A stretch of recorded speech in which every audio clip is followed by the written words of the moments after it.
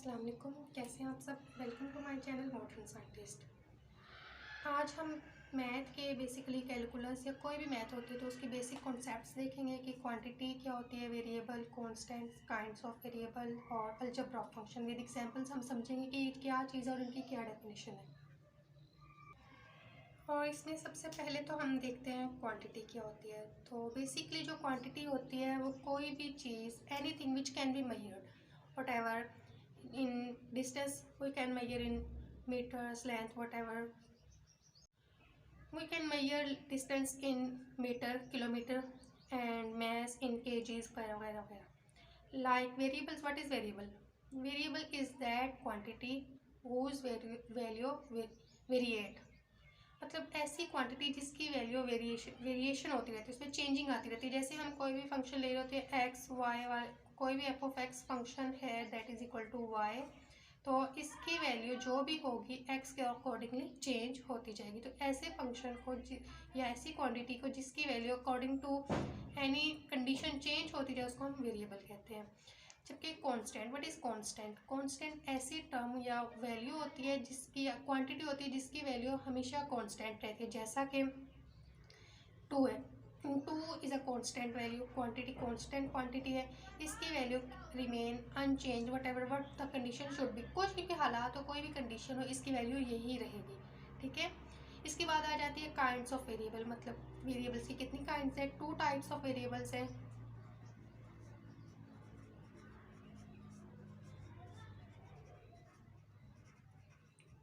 First होता है dependent variable, second independent variable.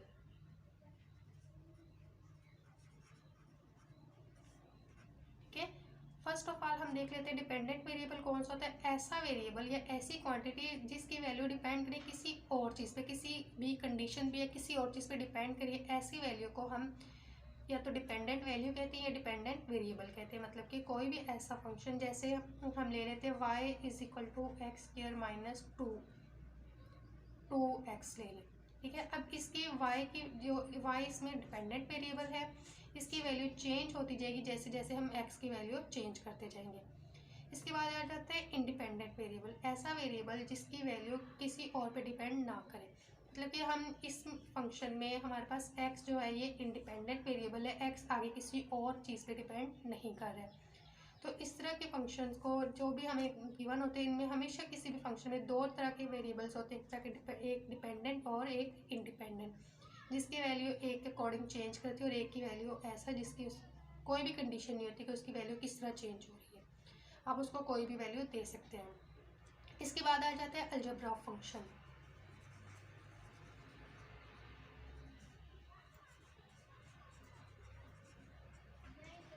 Basically कोई भी फंक्शन होता है एफ ऑफ एक्स, लेट कर लेते हैं, let f of x and g of x be 2 function.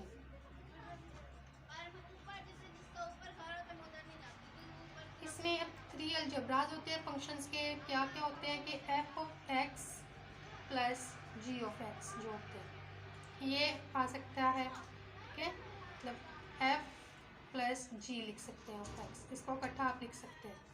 इसको हम फर्स्ट टर्म कहते हैं अलजेब्रा, ये सुमेशन पे जो लगती है। इसी तरह एफ ऑफ एक्स ये नेगेटिव फॉर्म पे भी लगती है, एफ नेगेटिव वाई जी ये, और इसी तरह F of x dot G of x, मतलब ये आपस में मल्टीप्लाई है, एफ जी ऑफ एक्स इस तरह लिख सकते हैं, एफ जी होती है।